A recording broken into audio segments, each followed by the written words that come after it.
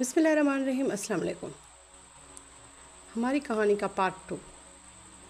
لوگوں کے سمجھانے سے دل اور دکھتا، میں کہتی تھی تم لوگوں کو کیا پتا محنت کی کمائی جب بیٹا نشے میں اڑائے تو کیسا عجیب لگتا ہے۔ دیکھ لینا کہ اس بے غیرت کا انجام برا ہی ہوگا۔ یہ سچ ہے، کوئی ماں کسی غیر کی اولاد کے لیے بھی ایسی بد دعا پسند نہیں کرتی، مگر اس لڑکے نے ایسا جی جلایا کہ لگتا تھا میرے اندر اس کے لیے ممتا ہی مر گئی ہے۔ سوچتی تھی شکر ہے فیضا فرما بردار اور احساس کرنے والی لڑکی ہے، ورنہ میں تو جیتے جی مر جاتی۔ فیضا 5 وقت نماز پڑھتی تھی اور ہر نماز کے بعد اپنے بھائی کے سدھرنے کے لیے دعا کرتی تھی۔ وہ اسکول جاتی اور واپس آ کر گھریلو کام کاج میں میرا بھی ہاتھ بٹاتی تھی۔ جب وہ گھر کا کام نمٹاتی اس دوران میں اجرت پر کافی کپڑے سلائی کر لیتی تھی۔ میری اوقات نہ تھی کہ اپنی یتیم بچی کو اعلیٰ تعلیم دلواتی، مگر اس کا شوق دیکھ کر قریبی کالج میں داخلہ دلوا دیا۔ فیضا کالج سے آ کر محلے کے بچوں کو ٹیوشن پڑھانے لگی، یوں وہ اپنا تعلیمی خرچہ نکال لیتی تھی۔ میرا ارمان تو یہ تھا کہ فاران تعلیم حاصل کرتا اور فیضا کو میں میٹرک کے بعد کسی اچھے گھر بیاہ کر فرض سے سبکدوش ہو جاتی، مگر یہ ممکن نہ ہو سکا اور مجھے فیضا کی محنت پر انحصار کرنا پڑا۔ ایک دن جب فیضا کالج سے گھر آ رہی تھی، جانے کس خیال میں تھی کہ گلی پار کرتے ہوئے احمد کمال کے بیٹے عاطف کمال کی گاڑی کے سامنے آ گئی، سڑک پر گر گئی۔ زیادہ چوٹ تو نہیں آئی کیونکہ گاڑی بہت کم رفتار میں تھی۔ گاڑی سے ٹکرا کر گرنے کے صدمے سے بے ہوش ہو گئی۔ عاطف کے ساتھ گاڑی میں اس کی بہن بھی تھی۔ دونوں نے جلدی سے فیضا کو اٹھا کر گاڑی میں بٹھایا اور گھر پہنچا دیا۔ عاطف نے مجھ سے معذرت کی اور یہ بھی کہا آنٹی میرا قصور نہ تھا، جانے آپ کی بچی کن خیالوں میں چل رہی تھی کہ گلی پار کرتے ہوئے اسے میری گاڑی بھی نظر نہیں آئی۔ شکر ہے رفتار کم تھی اور میں نے عین وقت پر کار روک لی، ورنہ تو چوٹ زیادہ لگنے کا امکان تھا۔ بہرحال پانی وغیرہ پینے سے فیضا کے حواس بحال ہو گئے تو اس نے بھی عاطف سے معذرت کی اور وعدہ بھی کیا کہ وہ آئندہ سڑک یا گلی پار کرتے ہوئے احتیاط سے کام لے گی۔ یہ واقعہ آ گیا ہو گیا، مگر کچھ واقعات جو بظاہر معمولی نوعیت کے ہوتے ہیں اصل میں وہ معمولی نوعیت کے نہیں ہوتے۔ چوٹ جسم پر نہ لگی تھی مگر دل پر ضرور لگی، کیونکہ اس کے بعد عاطف اور فیضا نے ایک دوسرے کو فراموش نہ کیا۔ فیضا تو لڑکی تھی، اسے اپنی یتیمی اور میری بیوگی کا احساس تھا، تبھی اس نے اپنے دل کے احساسات کو تھپک کر سلا دیا۔ مگر عاطف ایک امیر زادہ نوجوان لڑکا تھا۔ فیضا کی ایک جھلک دیکھ کر اس کے سکون کی دنیا جو تہ بالا ہوئی، وہ روزانہ ہی اس کی ایک جھلک دیکھنے کو چھٹی کے وقت کالج کے گیٹ کے پاس جا کھڑا ہوتا۔ پہلے فیضا کو پتہ نہ چلا، مگر جب روز اسے وہاں کھڑا پایا تو جان گئی کہ یہ میرے لیے ہی آتا ہے۔ بچی تھی، ایسے معاملات سے نا واقف تھی، بری طرح ڈر گئی۔ اسے زیادہ خیال یہ تھا کہ میری ماں کو پتہ چلا تو کیا ہوگا، ایسا نہ ہو کہ میری ذات اس کے لیے بدنامی کا باعث بن جائے۔ میں نے تو بیوگی کا یہ عرصہ احمد کمال کے پڑوس میں ایسے احتیاط سے گزارا تھا کہ سارا محلہ ہی میری تعریف کرتا تھا۔ لوگ کہتے تھے کہ کلیم کی بیوہ نے شرافت سے محنت مشقت کر کے جس طرح بیوگی میں بچوں کی پرورش کی ہے، یہ تو بس اس کی ہمت ہے۔ وہ یہ بھی کہتے ہیں کہ آفرین ہے، اس کی بچی نیک ہے لیکن لڑکا خراب نکلا۔ لڑکے خراب ہوں تو لوگ افسوس کرتے ہیں، لیکن اگر لڑکی خراب ہو تو لوگ صرف باتیں ہی نہیں بناتے، لعنت ملامت بھی کرتے ہیں اور رسوا بھی کرتے ہیں، بلکہ بیوہ عورت کا جینا تک دوبار کر دیتے ہیں۔ ایک روز فیضا نے ہمت کر کے عاطف کو سمجھایا کہ میرے پیچھے کالج گیٹ تک مت آیا کرو، تمہیں تو معلوم ہے ہمارے کیا حالات ہیں، ہم تمہارے والد کی فیکٹری کے مزدور ہیں اور ان کے ہم پر احسانات بھی ہیں، ایسا نہ ہو کہ ان کو علم ہو جائے تو ہم غریب لوگ ان کی بخشی ہوئی چھت سے بھی محروم ہو کر دربدر ہو جائیں۔ فیضا نہیں جانتی تھی کہ عاطف سے بات کرنا زیادہ باعث مصیبت بن جائے گا۔ اپنی دانست میں تو اسے امیر زادے کو اپنی مجبوریوں کا احساس دلا کر بات کو اسی موڑ پر ختم کرنا چاہتی تھی، لیکن بات چیت کا یہ پہلا مرحلہ ہی اس کے گلے پڑ گیا۔ عاطف نے اصرار کیا کہ ایک بار میرے ساتھ چلو تو پھر کبھی تمہارے راستے میں نہ آؤں گا، بس یہی میری شرط ہے، بات نہ مانو گی تو روز مجھے اپنے کالج کے گیٹ کے سامنے کھڑا پاؤ گی۔ اس کا جواب سن کر میری بیٹی اور پریشان ہو گئی، مجھے کچھ بتا کر پریشان نہ کرنا چاہتی تھی۔ وہ جس بات سے خوف زدہ تھی آخر وہی بات ہو گئی تھی۔ اس کی کچھ سمجھ میں نہ آ رہا تھا کیا کرے۔ پہلے سوچا مجھے بتا دے، پھر یہ سوچ کر رہ گئی کہ ماں کیا کر لے گی، زیادہ سے زیادہ احمد کمال سے کہے گی کہ وہ بیٹے کو ڈانٹ ٹپٹ دے یا روکیں، تو کہیں ایسا نہ ہو وہ ضد پکڑ لے، تب میں ضرور اسے پڑھائی سے ہٹا کر گھر بٹھا لوں گی۔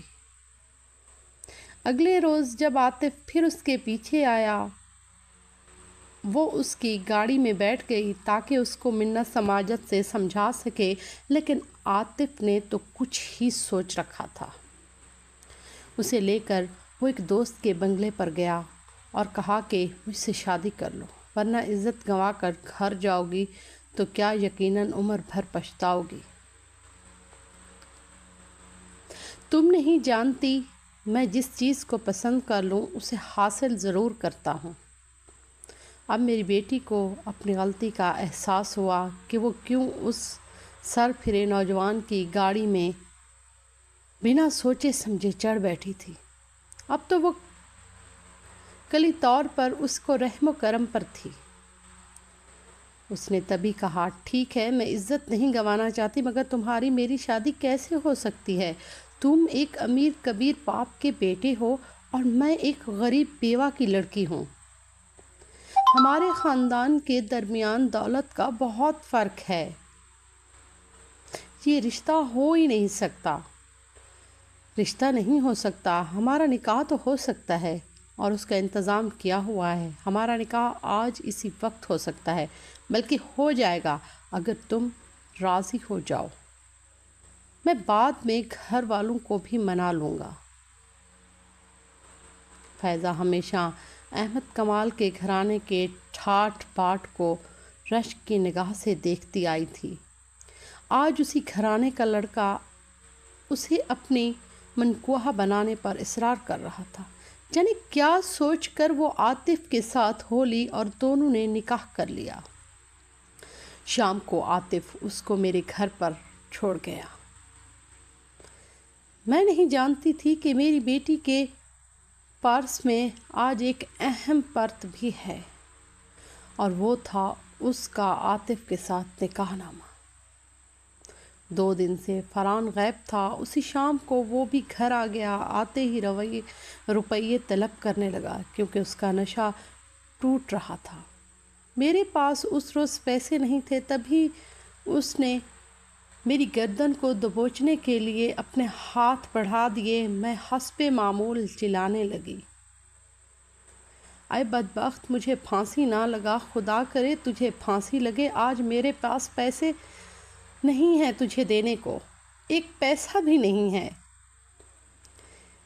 میرے چلانے پر فیضا دوڑی آئی اور اپنے بھائی کے کرخت ہاتھوں کی گرفت سے میری گردن چھڑانے لگی۔ تب فرحان نے کہا، ماں روپیے نہیں دیتی، تو ہی دے دے، تیرے پاس تو ٹیوشن کے پیسے جمع رہتے ہیں۔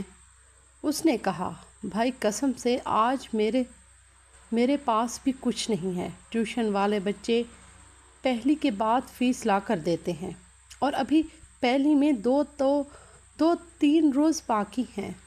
تو جھوٹ بولتی ہے تو، تیرے پاس پیسے ہوں گے، کچھ تو ہوں گے۔ وہ بہن سے اچھلنے لگا۔ تبھی اس کی نگاہ میز پر رکھے فائزہ کے پرس پر پڑ گئی۔ دوڑ کر گیا اور پرس سے اٹھا کر کھول لیا، پرس کو ٹٹولا، پھر الٹ دیا۔ چند سکوں کے ساتھ کچھ کاغذ بھی میز پر بکھر گئے۔ اس نے ایک کاغذ کو اٹھا کر دیکھا، یہ نکاح نامہ تھا۔ عاطف کمال نے فائزہ کلیم سے نکاح کیا تھا۔ احمد کمال کے بیٹے نے اس کی بہن سے نکاح کر لیا تھا۔ نکاح نامہ پڑھتے ہی فرحان کا رنگ بدل گیا۔ اس نے کہا، تو یہ بات ہے، تو ایک فیکٹری کے مالک کی بہو ہے، اس کے اکلوتے وارث کی منقوہ ہے، ایک امیر غریب گھر کی بہو، اور تیرے پاس پیسے بھی نہیں ہیں، یہ کیسے ہو سکتا ہے؟ فائزہ تو ایسے کھڑی بھائی کی طرف دیکھ رہی تھی جیسے زندہ لاش ہو۔ رنگت سفید پڑ چکی تھی، جیسے کاٹوں تو لہو نہیں، ایک حرف بھی لبوں سے نکلنے کے سکت نہیں تھی اس میں۔ ٹانگیں کانپ رہی تھیں۔ وہ دروازے کی چوکھٹ کو تھامے کھڑی تھی اور مجھ سے نظریں ملانے کی ہمت نہ کر پا رہی تھی۔ لیکن فرحان اسے کب کسی بات کا ہوش تھا۔ اس نے بہن کا نکاح نامہ ہاتھ میں پکڑا اور باہر نکل گیا۔ جانے کس ارادے سے، ہم ماں بیٹی میں سے کوئی نہیں جانتا تھا کہ اب وہ کیا کرنے والا ہے۔ جوں ہی وہ گھر سے نکلا، سامنے اسے عاطف نظر آ گیا۔ وہ اپنے گھر کے دروازے پر کھڑا تھا جب اندر اس کے والد بھی موجود تھے۔ فرحان نے بلند آواز میں للکارا، ہاں بھائی عاطف، تم تو اب ہمارے رشتہ دار ہو گئے ہو، رشتے میں میرے بہنوئی لگے نا؟ مجھے کچھ روپیے تو ہوں گے تمہارے پاس، بھائی مٹھائی لے کر محلے میں بانٹنی ہے، خوشی کی بات ہے نا؟ تم نے میری بہن سے نکاح کیا ہے۔ اس نے نکاح نامہ لہرایا تو عاطف کا رنگ فک ہو گیا۔ باپ کے ڈر سے وہ بولا، تم پاگل ہو، نشائی پاگل، جانے کس کا کاغذ اٹھا لائے ہو، جعلی کاغذ بنوا کر مجھے بلیک میل کر رہے ہو محض روپیوں کے لیے؟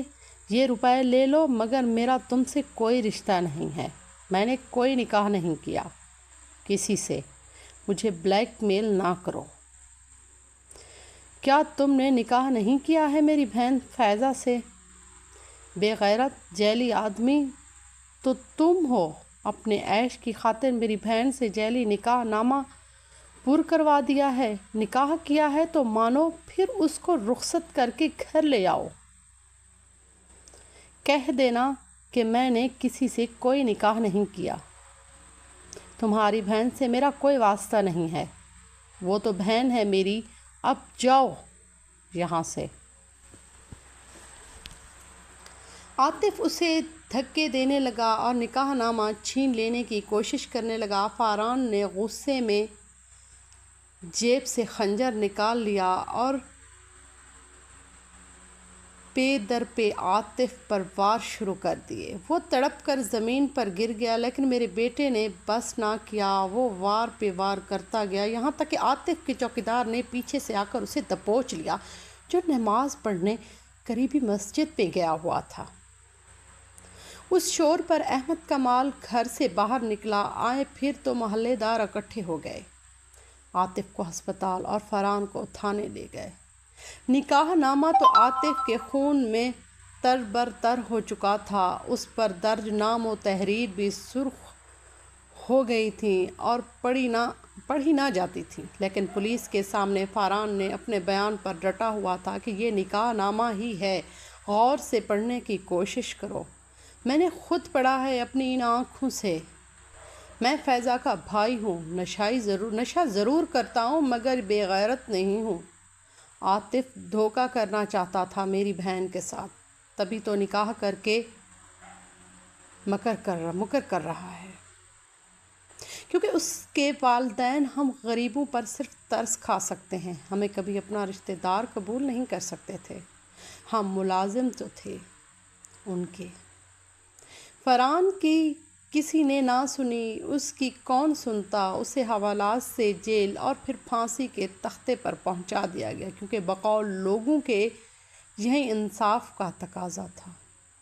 اس نے اپنے محسن کے جوان سال بیٹے کو جان سے مار دیا تھا۔ محلے داروں کا کہنا تھا کہ یہ صرف اسی وجہ سے ہوا کیونکہ وہ ماں کا گلا دبوچ کر نشے کے لیے پیسے مانگتا تھا، ماں کی بد دعا لی تھی اس نے۔ لوگ ایک دوسرے سے کہتے کہ ماں باپ کبھی بد دعا نہیں لینی چاہیے، کیونکہ ان کی دعا بد دعا عرش پر جاتی ہے اور عرش کو ہلا دیتی ہے۔ تاہم جس دن پھانسی کے بعد محلے دار فرحان کی لاش جیل سے وصول کر کے لائے، اس دن مجھے ہوش نہ رہا تھا، کیونکہ اس دن میرے لیے گویا زمین ہی نہیں عرش بھی ہل گیا تھا۔ میرے بیان کرنے سے خود احمد کمال اور ان کی بیوی کی آنکھوں میں بھی آنسو تر رہے تھے کہ جن کے بیٹے کو میرے بیٹے نے مارا تھا۔ آج بھی لوگ یہی کہہ رہے تھے کہ بیٹی ہو یا بیٹا، خدا نیک اولاد دے، ورنہ تو بے اولاد ہی رہنا اچھا ہے۔ اس واقعے کے بعد ہم نے احمد کمال کا گھر چھوڑ دیا، پرانے محلے کے ایک پڑوسی کے گھر چند دن پناہ لی۔ انہوں نے ہی ایک نیک اور غریب لڑکا تلاش کر کے فیضا کا اس کے ساتھ نکاح کر دیا۔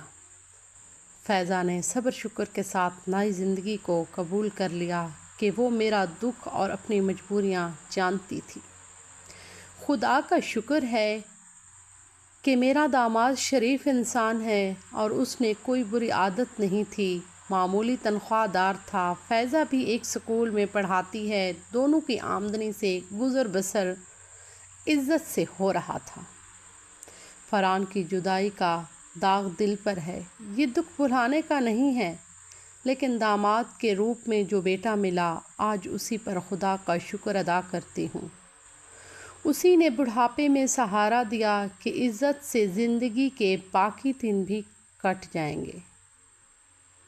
ہماری کہانی کو لائک کیجیے گا، سبسکرائب کیجیے گا، کمنٹ میں بھی بتائیے گا کہ آپ کو ہماری ویڈیو کیسی لگتی ہیں۔ شکریہ۔